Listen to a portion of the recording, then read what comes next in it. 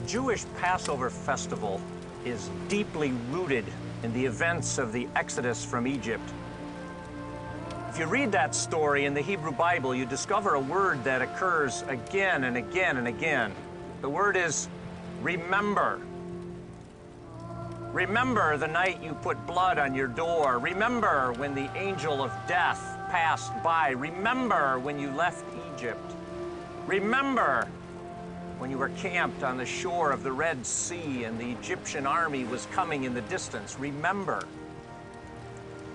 Remember is a word in Hebrew that's not easy to define.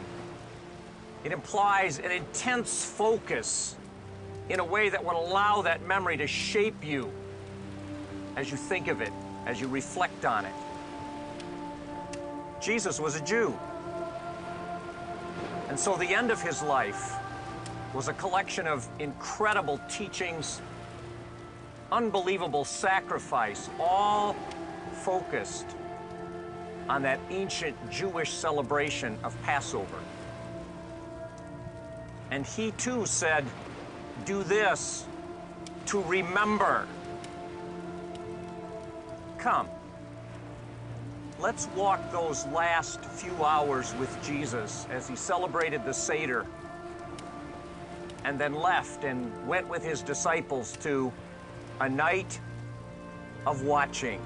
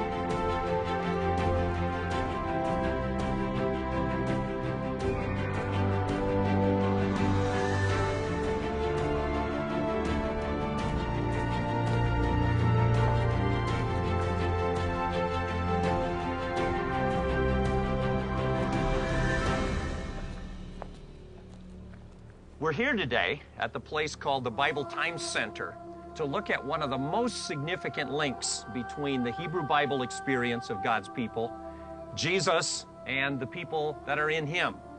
And that is the experience of the Passover celebration, which on the one hand remembers that great exodus from Egypt and all that God did because of it, and on the other hand becomes the moment that Jesus fits himself clearly into the story and says, I'm now a part of your exodus. Come and be a part of my people. In the Bible, the first time, the first exodus, the first Passover, God brought his people to Sinai. When they were there, one of the things he did was to have the elders sit down for a meal after making a covenant with them, or through them, with Israel. A meal in that culture was one way of coming together with people who needed to be reconciled and resolving the differences. So it's as if God said, look, this covenant is my way of showing you my mercy and resolving the differences between us. Let's eat together. So in a sense, the Passover meal, the first one, all those in between, Jesus and what Jesus created, is a reminder of reconciliation between God and people and between people and people. But there's another major emphasis, as I'm sure you're aware, and that is that the Passover meal links together the great salvation experience of the Hebrew people with what Jesus came to do. And it provides an incredible picture of who we're called to be. Now, there is a question. Was that Last Supper, held during Passover season, actually a Passover Seder, a Passover meal? Not everyone agrees. I'd like to show you why I think it was. Come.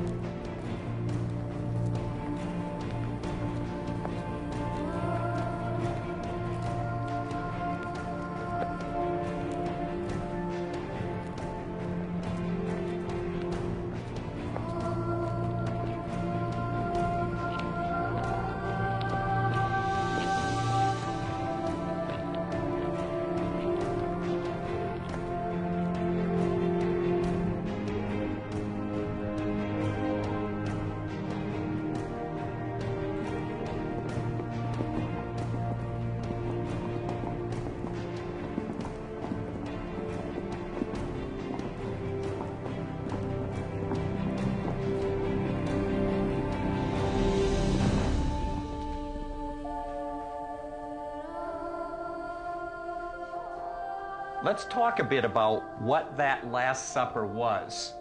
The question is, first of all, was it a Seder? Was it a Passover meal or just an evening meal during Passover week? Well, I think it was a Seder, even though there is some question. And I think that for a number of reasons. One, in Exodus, God said, have the Passover meal to remember. The key of this is not a big holiday simply, or a wonderful meal simply. It was. The key was to remember I brought you out of Egypt. I saved you. Jesus came to that meal, and that's one of his key words. Do this to remember.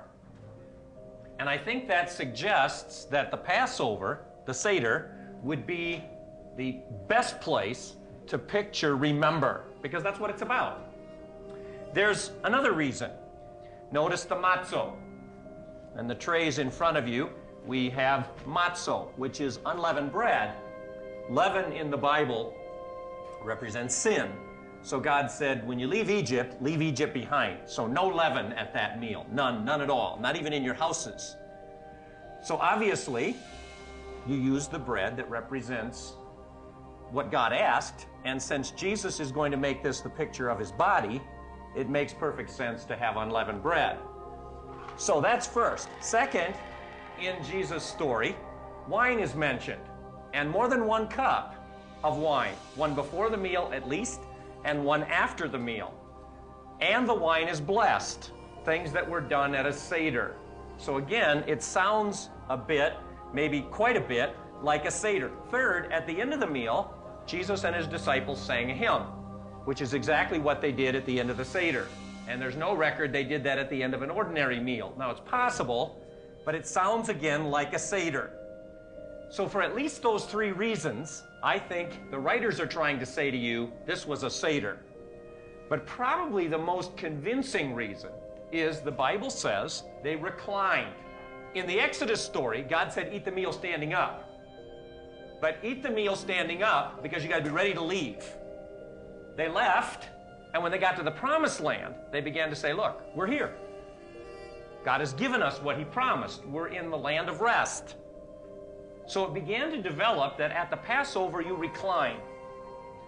So that in the Bible, they reclined around the table, contrary to most Christian art about the Last Supper, is very convincing evidence that it was indeed a Seder. You recline on your left elbow and eat with your right hand. Now, you notice how you are, okay? At this meal, you're looking at the back of the person reclining next to you. So you carry on a conversation with the back of that person's head. If you want to talk to somebody behind you, you talk and you can't see them. Three sides, and the serving was done in the middle. Now, a legitimate question would be, do we know who sat where? Well, if I were to ask you, based on our culture, where would the host be? What would you tell me? Yeah, you'd say in the middle, at the head of the table. I don't know why we put the host or hostess there, but we do. For them, the last seat is the servant seat, and that's the one who would wash our feet as we enter.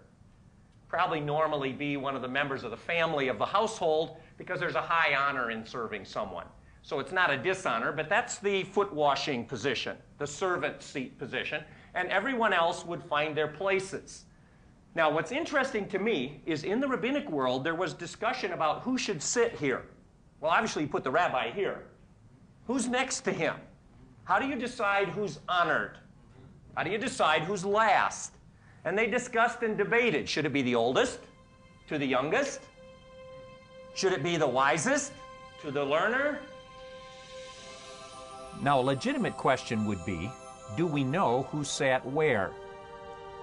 Well, in their culture, the host's seat, the most honored seat, is the second one in on that side. To his left and his right would be the seats of honor for those who would be next to the host. On the opposite side, the last seat is the servant's seat. And that's probably the one who would wash our feet as we enter. When Jesus' disciples entered the upper room, there must have been some discussion about who's going to sit where. And I say that because almost immediately as the meal starts, they get into a debate about who's the greatest. And I think what may have triggered that debate is, who sits here? So be kind to those disciples. It's not out of the blue they're starting to argue about who's the greatest. There's a reason why that issue came up. Shortly after the meal began, Jesus addresses that issue with foot washing. Now, let's try and ask, do we know where anyone sat, assuming that this was the position? If this is correct, and Jesus is here, we can be safe in assuming John is here. At least the disciple Jesus loved, that most believe is John. Because the text says John leaned back against Jesus' chest. And that's only possible here. Judas would have been here, believe it or not, because Jesus and Judas dipped together. And in the custom, 3 people eat out of the same bowl. The amazing thing about that is that puts Judas, who's already betrayed Jesus, in the second honored seat. And if that isn't like the character of Jesus, I don't know what is. I would like to suggest that it seems to me that Peter is over here. Let's look at that for a moment. Right in the middle of the meal, Jesus got up and he took a wash basin, poured water in a bowl, took a towel, and began to make the rounds washing feet. The text says, when he came to Peter, and I hear in that Peter is somewhere down the line, because it sounds like he didn't come to Peter first, but after a bit. And that might argue that Peter is down this way a ways, in the foot washer's position. Then he came to Peter, put down the bowl, and knelt down by Peter's feet. Peter said, no way, I should wash your feet. Now that may be because Peter is saying, you're the rabbi, you're the Messiah, no way. Or Peter may have been saying, look, that's my position. That's my responsibility. Either way, Jesus says, Peter, if I don't wash your feet, you can't be part of me. And Peter said, then wash my head and my hands too. A Jewish way to say, I repent. And Jesus said, no, Peter, you're already clean. You don't need to repent. I want to teach you about servanthood. Jesus is using this moment to address the who's the greatest debate, which came up because of the seating just before. When he was finished with that teaching moment, he laid the towel aside, and it says he took his robe up again. Now, I don't know if that meant he put it back on. Maybe that's more possible. Or he returned it to the place where he had taken it down from. I like that idea because that tends to be how rabbis teach. They like to make dramatic moments. Either way, he has now laid it down and taken it up. And what I find intriguing is in that same gospel, there's a story in which Jesus says, I lay down my life and I take it up again. Same phrases. No one takes it from me. Now, if I'm a disciple, remember, a disciple is someone who wants to be like the rabbi. How do you lay down your life and take it up again? Isn't really explained. I think it's possible, maybe probable, that Jesus used the foot washing moment to say, you want to know how to lay down your life? Remember that day? You want to know how to take it up again? Lay down your life for someone else. And do it often. Now, if you would be more comfortable being seated, feel free at this point, because I'd like to look at now how that Seder meal went. The Passover is built around the number 4. It's in Judaism what 3 is in Christianity. I say 3, you say Trinity. Any Christian will do that. 3 is not such a significant number in Judaism. 4 is. In Exodus, God made 4 promises, which are the heart of the Passover celebration. Let's imagine we're with Jesus, and somewhere that evening, I am sure they recited the 4 promises. Say these words after me. I am the Lord. I am the Lord. I will bring you out, I will bring you out from under the yoke of the Egyptians. from under the yoke of the Egyptians. I will set you free, I will set you free from being slaves to them. from being slaves. I will redeem you I will redeem you with an outstretched arm with outstretched arm and mighty acts of judgment. and mighty acts of judgment. I will take you I will take you to be my people, to be my people, and I will be your God. I will be your God. I am the Lord. I am the Lord. Very words of God. 4 promises. I will take you out. I will set you free. I will redeem you. I will take you. Those 4 promises are the heart of the Passover celebration. Now think about them a moment. I will take you out from the yoke of the Egyptians meant tomorrow, you Hebrews, you aren't going to be beaten anymore. You don't have to make bricks. They won't throw your babies in the Nile. I'm going to take you out. And you say, yes, praise the God of Abraham. But you get out and you think, but you know what? I'm a slave. I don't know how to act out here. I've never had to make a decision for myself in years. And so God came and said, okay, and I will take your slave nature away. It's like an addict who stops using but still addicted. And then God comes and says, I'll take your addiction too. You won't even want it anymore. And they said, yes. And maybe they thought, but God, we're stained with the sin of Egypt. And God said, you're right. So I will redeem you. I will save you. I will clean you up with an outstretched arm, think Egypt, and mighty acts of judgment. And then maybe someone thought, what if we go back there? And God said, don't worry. I will take you, remember Sinai and the marriage? I will take you to myself to be my people, and I will be your God. I'll protect you. Those are the 4 promises. Now, in Judaism, they developed the practice of drinking a cup of wine 4 times during the meal to remember those 4 verbs. Take you out, set you free, redeem, and take. Did they have 4 cups in Jesus' day? Honestly, the answer is we don't know for sure. My belief, my feeling, my understanding, it's more likely they drank at 4 different points to remember those 4 promises. So when I talk about 4 cups, I don't know that we can say, like today, there are actually 4 cups standing in a row. That seems to have come later.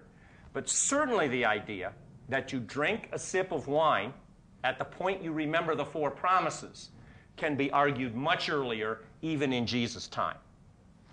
So let's look at what happened at the Seder that night in light of those 4 cups.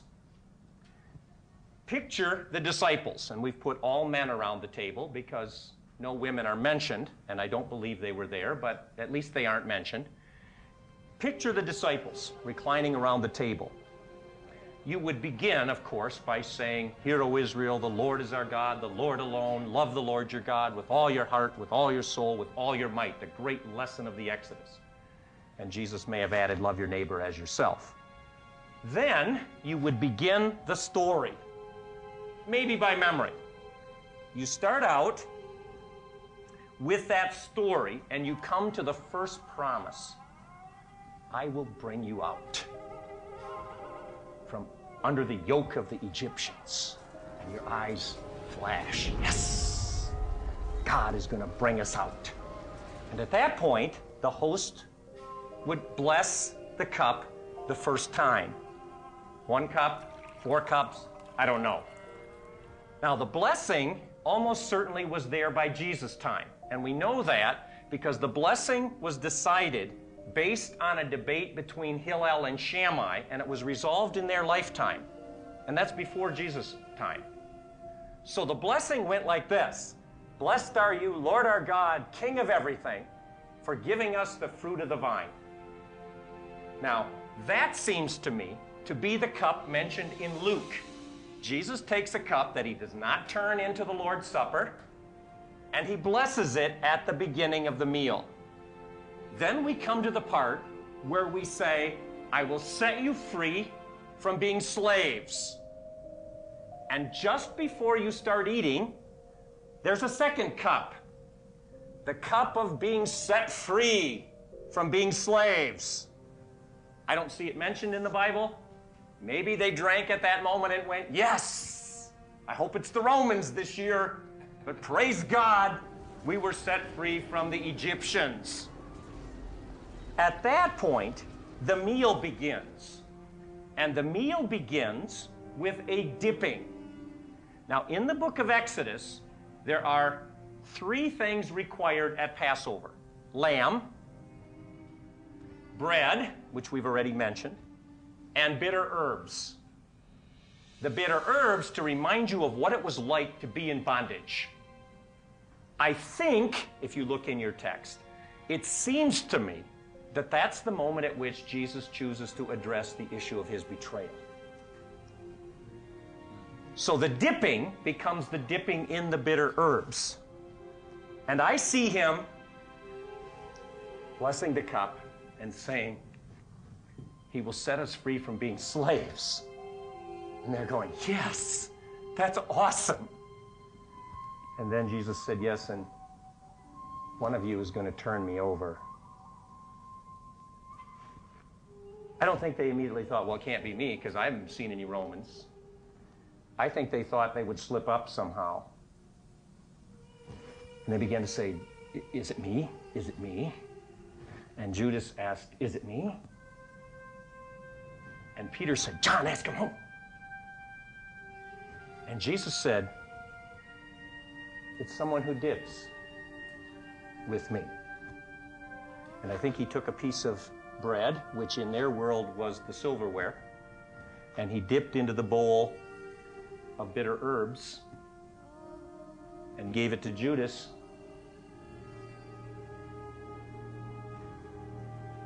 And they tasted the bitterness of a different kind of bondage. It's a powerful teaching if that's the way it went. Because it's not just, well, I'll dip with him so you know who it is. It wasn't clear because none of them seemed to get it. I think Jesus is saying, Egypt isn't the only bondage.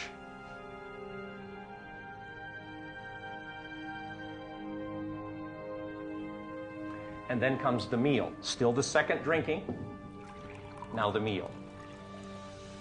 While they were eating, and that's why I think that's exactly where it fit.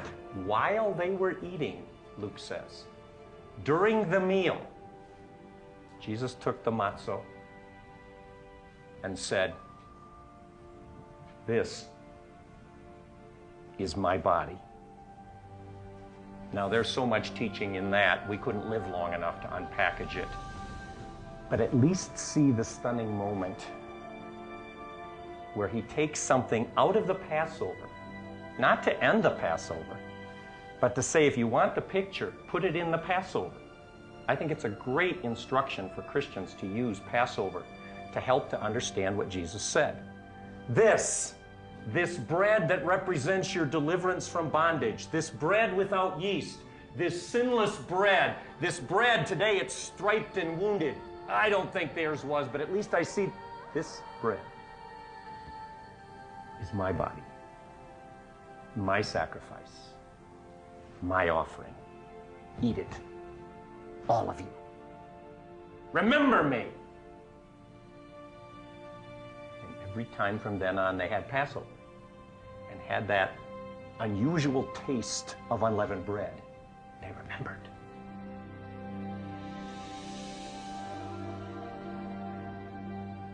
And now the meal is finished. Now we drink a third time. That cup is called the cup of thanksgiving or blessing. Paul identifies it in Corinthians as the cup Jesus used to institute the Lord's Supper. In Luke it says, after supper, he took the cup. And I can say with some certainty that whatever cup that was, whether it was 2 or 3, We know there's one before. We now know there's one after. Clearly, it's that cup after supper where you remember that great promise. The first one, I took you out. The second one, I set you free. And the third one, I redeemed you.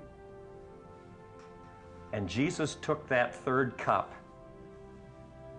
and said, this cup, this redeem promise, is my blood offered for you.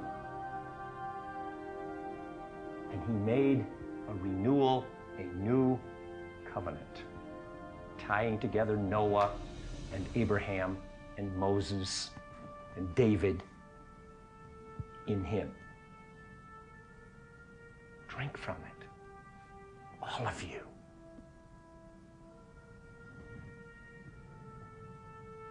I think they sat as you did, in silence. Wow. What is this? It's not in the liturgy.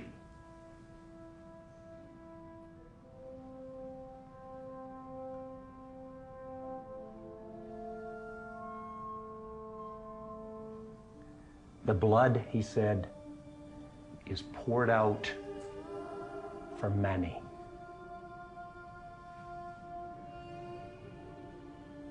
That will come back.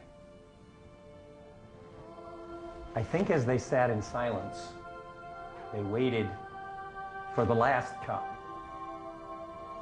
That comes at the very end of the meal. That's the cup of, I will take you to myself. You will be my people. I will be your God. Remember, take you? That's marriage language. Take you to myself, he says, and brought them to Sinai to marry them.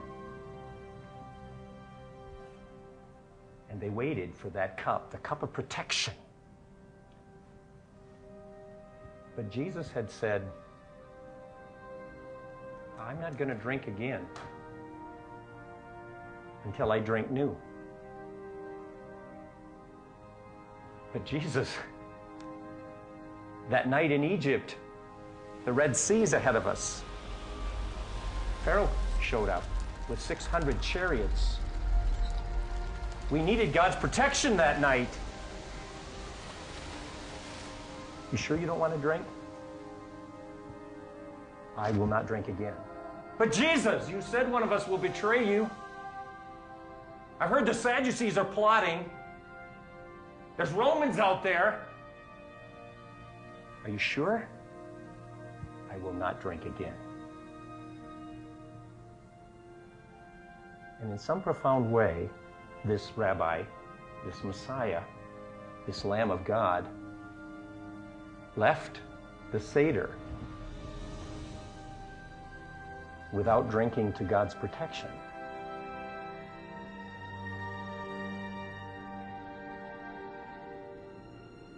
I wonder. So Jesus took the ordinary, I don't know how I dare call it that, Seder, and it became one of the great teaching moments.